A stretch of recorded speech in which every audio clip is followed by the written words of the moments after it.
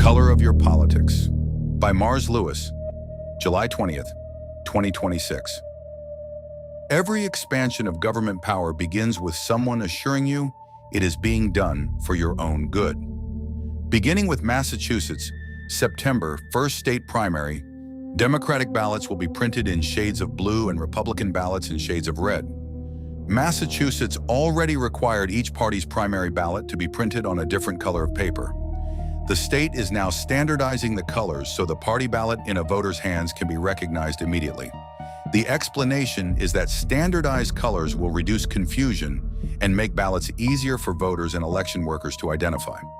I find the entire premise offensive. Somewhere along the way, the convenience of the election apparatus became important enough to justify making a citizen's choice of party primary more visually obvious. The public servant's job became easier by making the citizen more politically identifiable. That is an upside-down understanding of government. Election workers serve the public. The public does not surrender another sliver of political privacy because color coding makes ballot handling more convenient. Their job is to administer an election while protecting the people participating in it. The citizen's liberty comes first. Massachusetts voters do not even have to belong to a political party to participate in a primary. An unenrolled voter may choose either party's ballot without joining that party, which means the color does not establish formal affiliation. It still announces which political doorway the citizen chose to enter, and in the current climate that can reveal more than enough.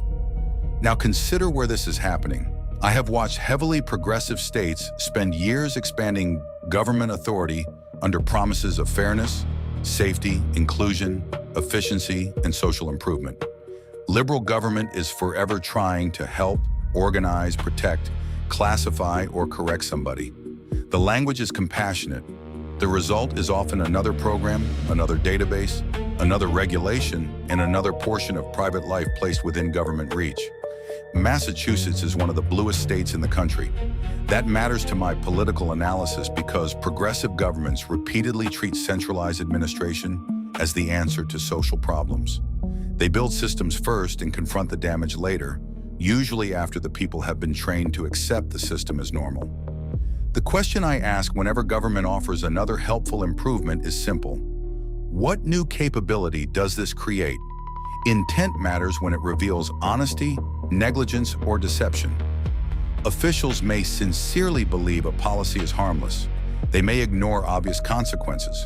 They may hide a more intrusive purpose behind agreeable language. None of those possibilities erases what the policy actually does or excuses the burdens forced upon the people who never asked for it. This danger is not exclusively democratic, and I am not going to pretend Republicans are immune merely because I see the habit flourishing in blue state government. The Patriot Act remains one of the greatest examples of government power expanding under circumstances that made the expansion seem urgent. It came from a Republican administration after the September 11th attacks and passed Congress with overwhelming bipartisan support. Extraordinary surveillance authority was accepted because America had been attacked and the public was told these tools were necessary to protect us. The emergency passed. The appetite for surveillance did not. That should have ended America's habit of judging government power by the crisis or promise used to sell it. Instead, we kept adding capabilities. Cameras now watch intersections, public buildings, businesses, and neighborhoods. License plate readers can record where vehicles travel. Facial recognition systems can attach names to faces. Digital records can reveal movement, purchases, associations, and habits. Governments and corporations hold quantities of personal information that no previous generation could have assembled with this speed or precision. Every component is defended separately. The camera is for safety. The database is for efficiency. The digital identity is for security. The registry is for enforcement. The color-coded ballot is supposed to reduce confusion. Each explanation asks us to stare at one piece and ignore the machine taking shape around it. Massachusetts may see colored paper. I see another identifier entering a society already saturated with observation and data collection. A person's face can be recognized, movement can be followed, records can be searched, and now participation in a particular party primary can be made visually obvious at a glance. That is how the infrastructure for a social credit system develops. A government does not need to announce that every citizen will receive a score. It first needs the ability to identify people, observe their behavior, classify their choices, and connect the records. Once those capabilities exist, rewarding approved behavior and punishing disfavored behavior becomes a policy decision instead of a technological obstacle. This is also why Americans resist gun registries. A registry may be presented as one limited record created for one defensible purpose.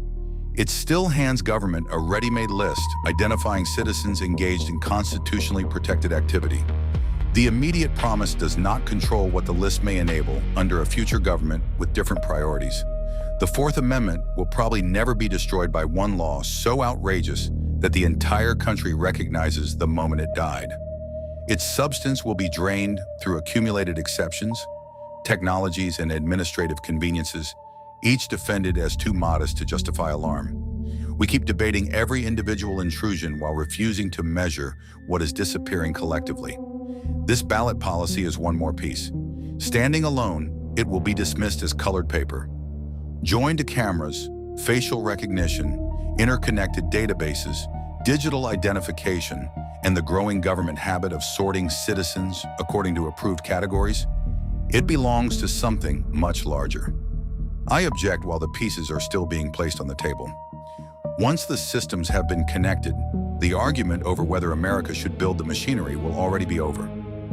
We will be living inside it, waiting to discover who controls it, what conduct they choose to measure, and which political beliefs they decide should count against us.